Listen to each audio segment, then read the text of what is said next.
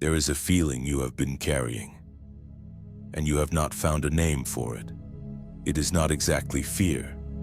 It is not exactly sadness. It is quieter than both. It is the sense that the floor under your ordinary days has begun to move, and that you are the only person in the room who can feel it moving. You have not told anyone. Who would you tell? They would say you are stressed. They would say you think too much. So you fold it up and put it back inside your chest, and you go on making coffee, answering messages, and holding everything together the way you always do. Chosen one. I want to tell you what that feeling actually is. There are 3 signs that come before I move in someone's life. Not one of them arrives with thunder. Not one of them announces itself. That is exactly why most people walk straight past them and only recognize them years later, looking backward. Before this message ends, you will know all 3. You will also understand why the 3rd one is the one that changes everything. And you will finally understand why the answer you have been asking for took this long to move. But first, let me show you that I have been watching. I have seen you reach for your phone before your eyes are fully open, hoping something changed while you slept. Nothing did, and you told yourself it was fine, and you got up anyway. I have seen the small arithmetic you do at the kitchen table. The same numbers moved around, added again, hoping they will land somewhere different this time. They do not, and you close the notebook and go to work. I have seen you be the strong one at a gathering, laughing at the right moments, asking everyone else about their lives, and then sitting in your car afterward in complete silence for 11 minutes, hands on the wheel before you could make yourself drive home. I have watched you send a message, and then watch the screen. Not because you are weak, because you are human, and because hope does not switch off just because it has been disappointed. I have heard the prayer you have prayed so many times that the words have gone smooth, like a stone carried in a pocket for years. You barely have to think about it anymore. It comes out on its own. And I have heard the sentence underneath the prayer, the one you would never say in front of another person. Does he even hear me anymore?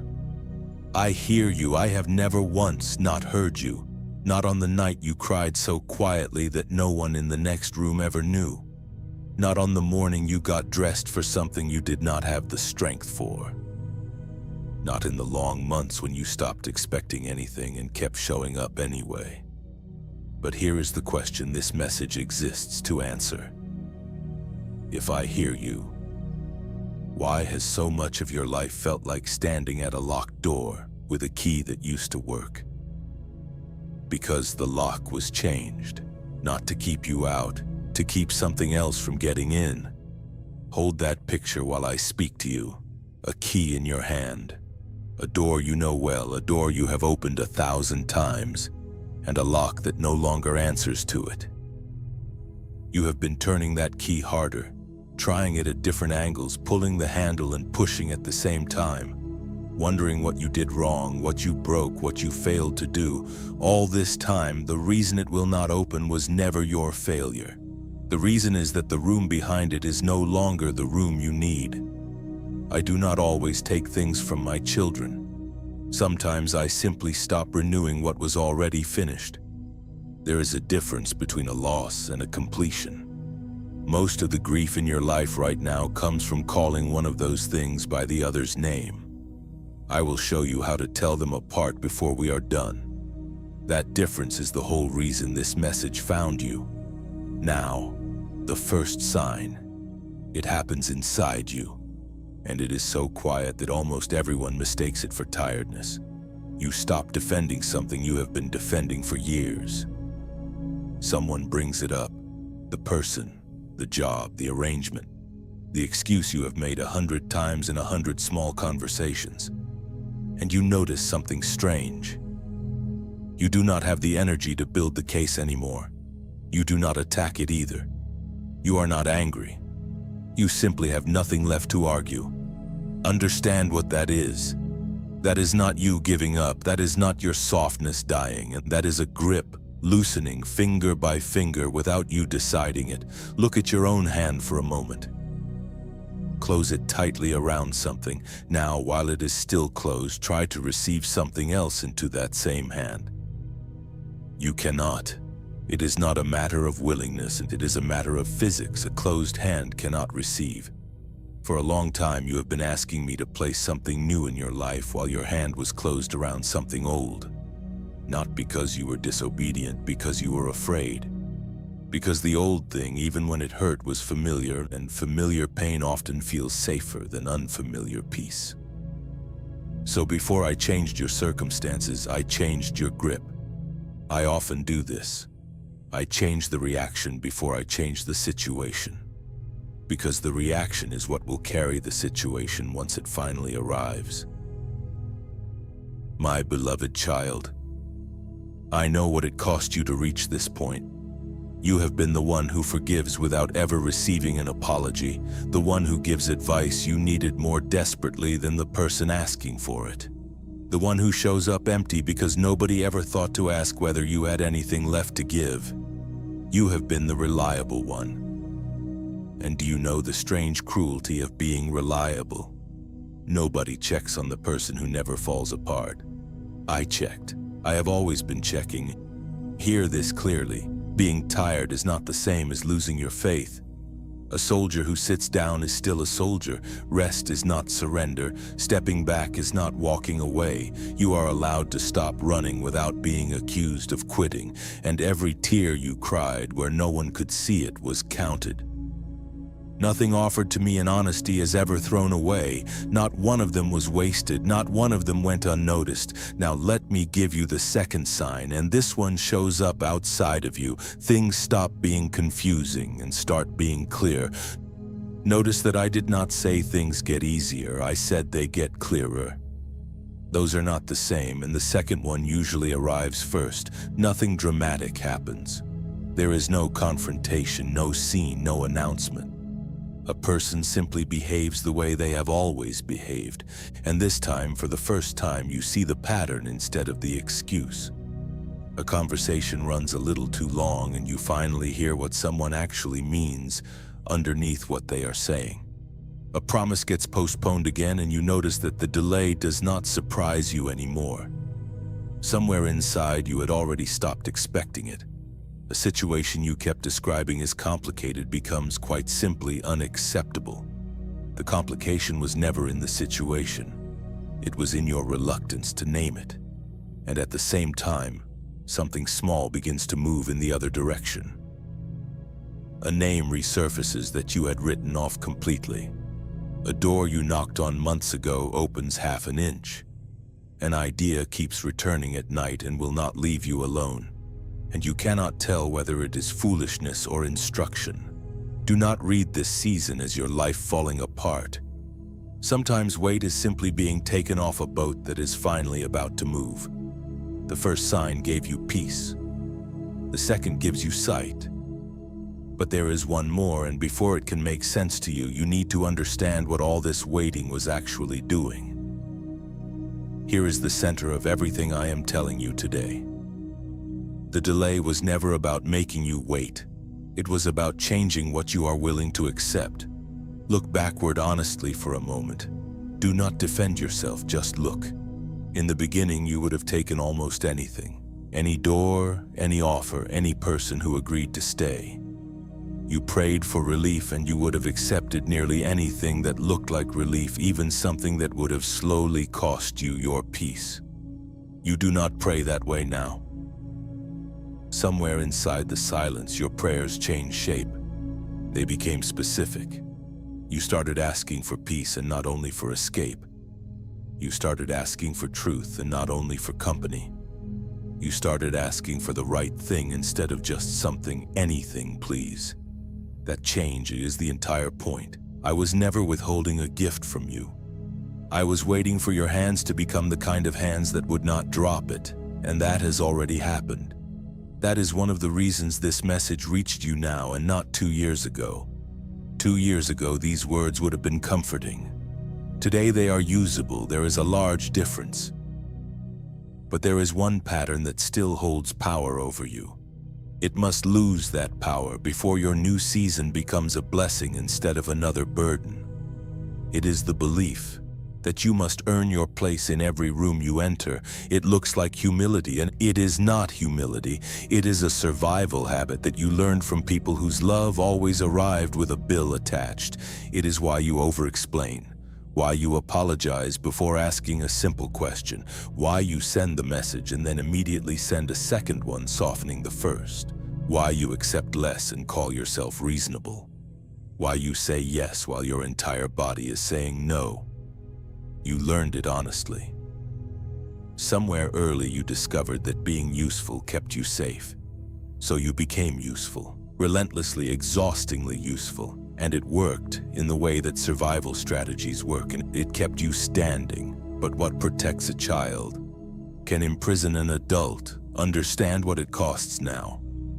A new opportunity handed to an old identity becomes the same story at a different address. New job, same erasure of yourself.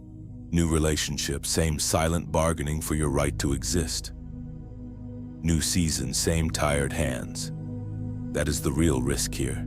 Not punishment, not abandonment, repetition. And let me be very clear with you about something else. There is no curse on your household. There is no hidden enemy working against you in the dark. No invisible hand sabotaging every door. I will not frighten you with things I have not shown you. What has been holding you is a habit. And a habit, unlike a curse, can be put down. So let me tell you who you are becoming. You are not the person who was left behind. You are the person who kept their gentleness after being left behind. Do you understand how rare that is? Most people who are treated the way you were treated become hard. You became careful, but you did not become cruel. That is not weakness. That is one of the strongest things a human being can do. Being chosen has never meant being better than anyone else. It has never meant you are above the people around you. It means your life carries weight. It means your pain produced wisdom instead of only damage. It means the next decision genuinely belongs to you. You have discernment now that no teacher could have given you. You paid for it in full in a currency nobody should have to spend.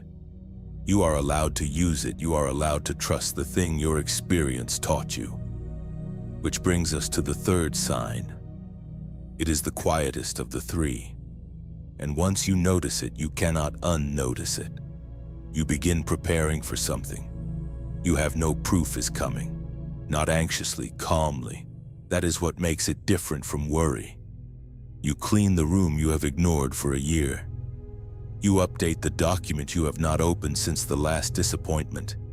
You reopen the file you closed in frustration. You look up the requirements. You fix the small broken thing you have stepped around for months. You make the call you have been avoiding since spring. Nobody asked you to. There is no evidence in front of you. Nothing has changed on paper, and still, you find yourself getting ready. That is gray light before sunrise. Go outside early enough and you will see it. It is not yet daylight. You cannot read by it. The sun is nowhere in sight, but nobody who has watched a morning arrive mistakes that gray light for night. It has a different quality. The dark is thinning. The shapes of things are coming back. People who have truly given up do not prepare. Preparation is faith, moving through your hands long before it reaches your mouth. Your hands have been believing something your words have not yet caught up to. And notice, where all three signs arrive at the same place.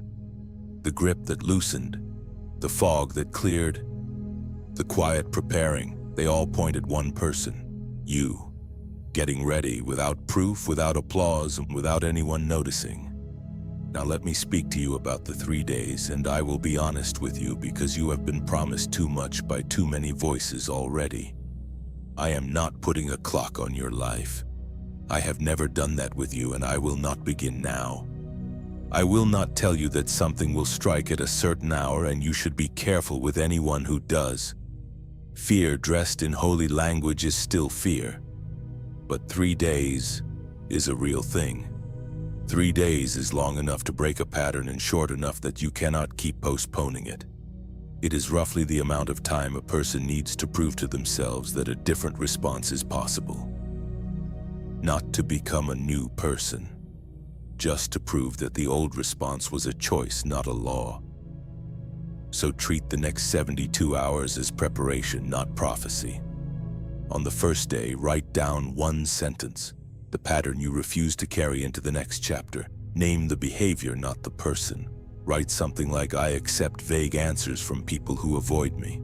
Or, I say yes when I am already empty. Or, I stay in rooms where I have to shrink. Do not write it in your head. Write it with your hand, where your eyes can see it. Something changes when a private pattern becomes visible ink. Most of its power lives in the fact that it was never named. On the second day, take one real step toward the thing you keep circling. Send the application, book the appointment. Ask the direct question you have been asking sideways for months. Open the account. Have the conversation you have rehearsed 40 times in the shower. It does not have to be large. It has to be actual. One real step outweighs a year of intending. On the third day, sit somewhere quiet for 10 minutes and say very little. Thank me for what survived. Not for the pain. The pain was not good, and I will never ask you to pretend that it was. But thank me for what came through it. The person sitting in that quiet room is the person who gets to walk into what comes next, and that person was built in a fire they did not choose. Those are the 3 days. Nothing mystical, just the ordinary work that turns a message into a life. And if it helps you as a personal declaration and not as a condition for receiving anything, write in the comments, Lord, I am listening. Not because words typed in a comment box move heaven. Heaven already moved. Heaven moved before you found this. But there is real strength in saying out loud what you have only whispered in the dark, and sometimes a person needs to hear their own voice agree with their own hope. Now, let me close the questions this message opened, because I do not leave my children holding loose ends. That feeling you could not name was not paranoia, and it was not weakness. It was your own spirit recognizing that a season is ending before your circumstances caught up. Your inner life is often the first place a change appears. That is not a malfunction, that is how you were made. The door that would not open was not a punishment. The lock was changed, and one day, from a distance you cannot yet imagine, you may be grateful that it was. The first sign was the loosening of a grip you had held for years. The second was clarity arriving where confusion used to live. The third is preparation you cannot fully explain to anyone who asks. And here is how you tell a loss from a completion. As I promised, a loss leaves you smaller, a completion leaves you lighter. Sit with the thing that is leaving your life and ask honestly which one it is. Not what it feels like at 2 in the morning when everything feels like loss. Ask in daylight with your feet on the floor. You already know the answer. You have known for a while. You have simply been afraid to say it because saying it makes it real, and real things require decisions. You are allowed to make the decision. You are allowed to close the book on a chapter that finished a long time ago and has only been waiting for you to stop rereading it. I am not going to hand you a perfect life. I have never promised anyone that, and you would not know what to do with it if I did.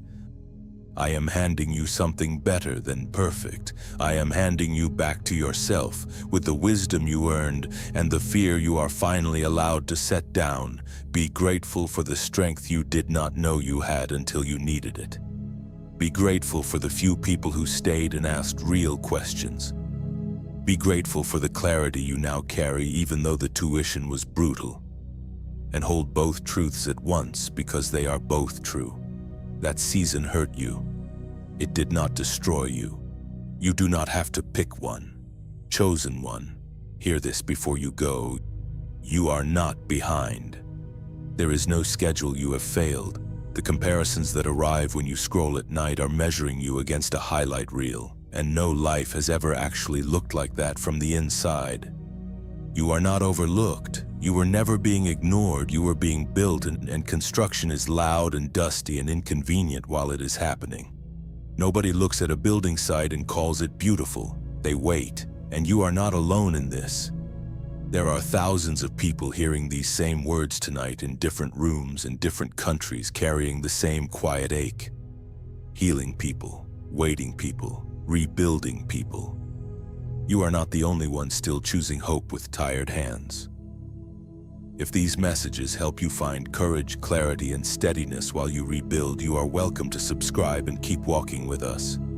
That is an invitation, not a requirement. Nothing about my love for you depends on it, and I want you to know that plainly. So here is what I ask of you tonight, and it is small. Rest. Actually rest. Not the kind where you lie down and continue solving problems in the dark. Put the day down. Then get up tomorrow and do the one small thing. Write the sentence, then take the step, then sit in the quiet. The key in your hand belonged to a room you have outgrown. You may set it down now. Your hand will need to be open for what comes next. And when you wake, before the noise begins, look toward the window. The light at the edge of your morning is already gray. Morning is not a promise I am making. It is a thing that has been happening quietly for longer than you noticed. Comment declaration. Lord, I am listening. The window. The light at the edge of your morning is already gray. Morning is not a promise I am making. It is a thing that has been happening quietly for longer than you noticed. Comment declaration. Lord, I am listening. The light at the edge of your morning is already gray. Morning is not a promise I am making. It is a thing that has been happening quietly for longer than you noticed. Comment declaration. Lord, I am listening.